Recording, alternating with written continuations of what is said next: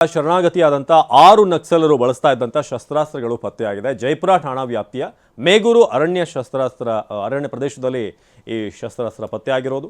So ನೀವು ಆ ದೃಶ್ಯದಲ್ಲಿ ಅಂದರೆ ಫೋಟೋದಲ್ಲಿ ನೋಡ್ತಿರೋ ಹಾಗೆ ಬಂದೂಕು, AK-56 ಗನ್, ರಿವಾಲ್ವರ್ ಹಾಗೆ ಸುಮಾರು ವೆಪನ್ಗಳನ್ನು ಅಂದರೆ ಏನೇನು ಉಪಕರಣಗಳನ್ನು ಬಳಸ್ತಾ ಇದ್ರು ಅವೆಲ್ಲವೂ ಕೂಡ ಪತ್ತೆಯಾಗಿದೆ.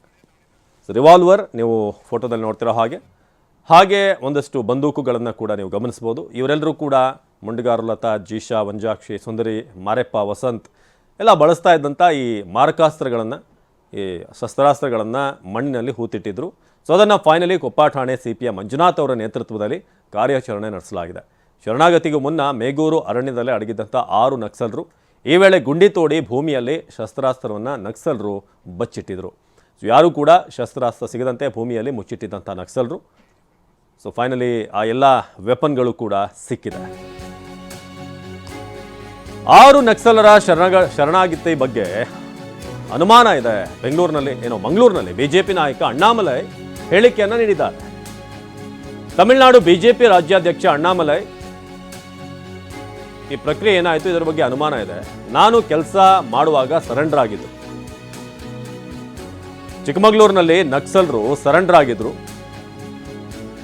ನಾನು ಕೆಲಸ ಮಾಡುವಂಥ ಸಂದರ್ಭದಲ್ಲಿ ಕರ್ನಾಟಕದಲ್ಲಿ ನಕ್ಸಲರ ಶರಣಾಗತಿಗೆ ನಿಯಮ ಇದೆ. ಜೊತೆಗೆ ವಿಕ್ರಮ್ ಗೌಡ ಎನ್ಕೌಂಟರ್ ಬಗ್ಗೆ ಕೂಡ ಅನುಮಾನ ವ್ಯಕ್ತಪಡಿಸಿದ್ದಾರೆ ಬಿಜೆಪಿಯ ತಮಿಳುನಾಡು ರಾಜ್ಯಾಧ್ಯಕ್ಷ ಅಣ್ಣಾಮಲೈ. ಇದಕ್ಕೆ ಮುಂಚೆ ಕೂಡ ಚಿಕ್ಕಮಗಳೂರಲ್ಲಿ ನಾವೆಲ್ಲ ಕೆಲಸ ಮಾಡಿರುವಾಗ ನಕ್ಸಲ್ ಸರೆಂಡರ್ ಆಗಿದ್ದರು.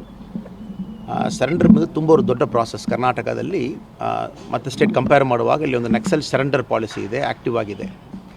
ಬಟ್ ಅದು ಇನ್ ಬಿಟ್ವೀನ್ನಲ್ಲಿ ನಮ್ಮ ಸಿವಿಲ್ ಸೊಸೈಟಿ ಜನ ಇರ್ತಾರೆ, ತುಂಬ ನೆಗೋಸಿಯೇಷನ್ ಅವರಲ್ಲಿ ಮಾತಾಡಬೇಕು.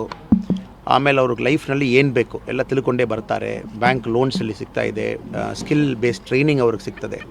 ಅದೆಲ್ಲ ಆದಮೇಲೆ ನಕ್ಸಲ್ ಅವರು ಸರೆಂಡರ್ ಆಗ್ತಾರೆ. ಸರೆಂಡರ್ ಆಗುವಾಗ ಕೆಲವು ಕಂಡೀಷನ್ಸ್ ಇದೆ, ಅವ್ರ ಮೇಲೆ ಏನು ಕೇಸ್ ಇದೆ ಅವರು ಫೇಸ್ ಮಾಡಲೇಬೇಕು, ಕೋರ್ಟ್ಗೆ ಹೋಗಬೇಕು. ಬಟ್ ಈ ಸರೆಂಡರ್ ಪ್ರಾಸೆಸ್ ಸ್ವಲ್ಪ ಡೌಟ್ ಬರ್ತಾ ಇದೆ ನೋಡುವಾಗ. ಕಾರಣ ಒಂದು ಮೈನ್ ನಕ್ಸಲ್ ತುಂಬ ವರ್ಷ ಜನ ಹುಡುಕ್ತಾ ಇದ್ದಾರೆ. ಇವನ್ ನಕ್ಸಲ್ ಎನ್ಕೌಂಟರ್ ಕೂಡ ಸ್ವಲ್ಪ ಡೌಟ್ ಈ ಇಶ್ಯೂದಲ್ಲಿ. ವಿಕ್ರಮ್ ಗೌಡ ಒಂದು ಮನೆಯಲ್ಲಿ ಬಂದಿದ್ದರು. ಆ ಮನೆಯಲ್ಲಿ ಪಕ್ಕದಲ್ಲಿ ಇರುವವರೆಲ್ಲ ಮೀಡಿಯಾದಲ್ಲಿ ಬೇರೆ ಬೇರೆ ಇಂಟರ್ವ್ಯೂ ಕೊಟ್ಟಿದ್ದಾರೆ ಪೊಲೀಸರು.